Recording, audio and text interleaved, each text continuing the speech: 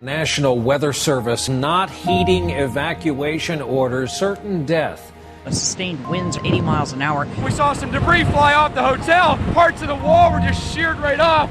Ike splashed ashore, water spraying over seawalls. Widespread flooding and damage to many homes. The big story here is property damage, and then more property damage.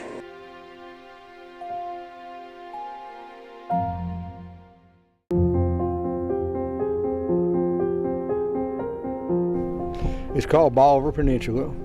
It's about 30 miles long. It starts with the ferry where y'all came across, and it goes back to High Island. On the peninsula at one time, there were probably about 8,000 houses. 90% of those are gone, and of the 10% that are here, they're like this. Right now, this is, 2.5 months? And you see how much has been done so far. It'll take 5 years for us to get semi back to normal. Like I have plants, you can see my big trees down. Everything, this was full of butterflies and hummingbirds, and you can just look around and see the devastation. We've been here 2.5 years. My wife and I got married, and she and I bought the house here. This is where we were going to live the rest of our life. No one thought this was coming. One man was right over here, and he stayed. He's gone. They found his body a couple weeks later, but he just realized, he said, it's where I've lived all my life, and I'm going to stay here. It's taken us 3 weeks, 6 days a week, to get this bad stuff pulled out and cut away, debris out of the damn yard, floodwaters to this point here. I've been here at this house for 32 years. This is what you see it's left of 32 years of my life. I had one person tell me it would cost me $35,000 for him just to knock my house down, and then another $180,000 to build me a new one. And I may have been born at night, but it wasn't last night. And my house will be fixed. We will rebuild. This is our home. When we find help, they want an arm and a leg. They're tremendously high. We're bringing a contractor friend in out of Fort Worth. If I waited on somebody local, I would pay about 3 times normal, because you talk about some prices going high. We'll rebuild if we can. It would just depend on how much it costs.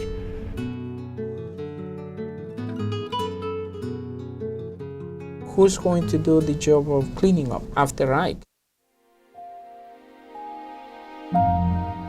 A lot of the workforce that is being hired are immigrants.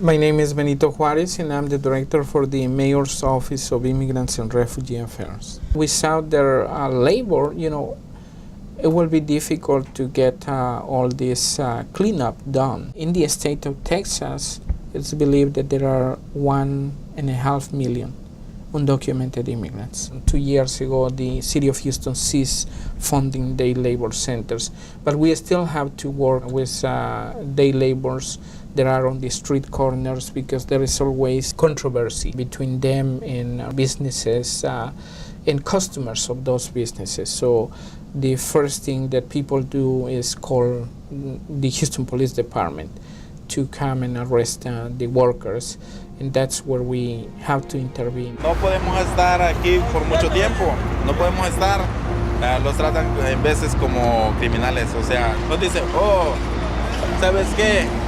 Vete para tu casa, tú no tienes que estar aquí, si te volvemos a ver te vamos a llevar a la colonia.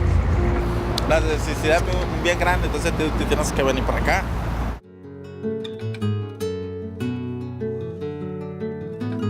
The same thing that we saw almost 3 years ago with Hurricane Katrina in Louisiana. As a result of the hurricane, now there's a greater need for these day laborers. However, there's an influx of out-of-town companies who hear word of mouth, I think, through other companies, that, hey, if you hire these guys, you can get away with not paying them. A veces lo llevan a trabajar y le dicen que le van a pagar el siguiente día y no regresa. No los vuelves a ver. Quieren llevar y muchas veces dicen, ¿tienes papel? O como si eso es necesario para trabajar, o en veces trabajamos y no nos quieren pagar. The federal law prohibits unfair treatment towards undocumented workers. And a lot of companies are surprised when a lawsuit pops up. People have sustained wrongful death cases. I've had a welder who blew himself up. Just lack of knowledge, lack of good equipment. There's a lot out there that's not addressed. If they're going to work here, they need to be shown some type of skills and trade, and then they need to be told what their rights are, even as immigrants, because people walk on them on their money. They won't pay them. Un hombre me quedó de ver como 2,000 y feria, no me pagó. Y al otro señor le quedó de ver 1,800, tampoco le pagó. I'm involved currently with the Houston Interfaith Workers Justice via trying to assist in identifying cases of wage theft. We basically take the ball and run with it in terms of filing a lawsuit, making sure that the employees trying to identify other workers. We've been doing this now for almost 4 years, and every case is permitted us to build on our knowledge and skills.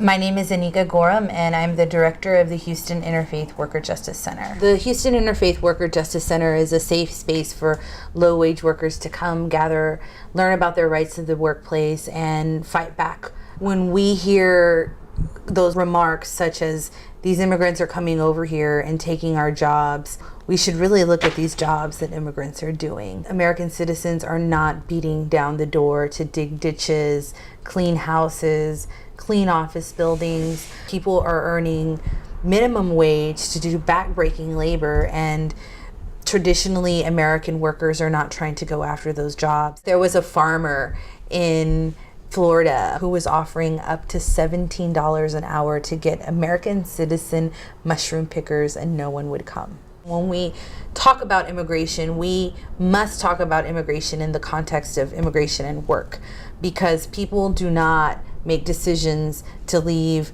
everything they know to come over here just to pursue the American dream. It's really a matter of survival.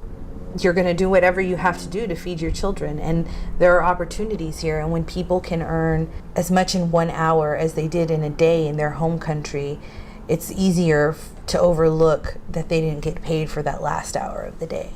Tenemos familia aquí y en nuestros países también. Bueno, cuando uno agarra mucho trabajo aquí, si uno envía dinero para allá, para su país. Poco lo que mando, pues, porque no está bien el trabajo.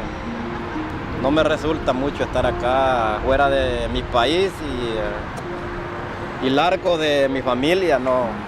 After Hurricane Ike, we'd gotten a phone call from that group of workers that said, listen, we have been all working for this company, Timberwood. It's time for them to pay us, and now they're kicking us out of our hotels and telling us that we have to go home. The same day, one of our allies in the community who's a lawyer said some workers came in and they said they've got this problem at work, the company's not wanting to pay them. It turned out it was the same company. The problem was that it was payday, and the company was saying, we're not going to be able to get you your check, but in the meantime you no longer have work and you must vacate the hotel. And the thing is that companies do this kind of stuff all the time, and there's just a lot of work for organizations like ours, but at the same time there's a lot of opportunities for us to make good, positive, systemic change.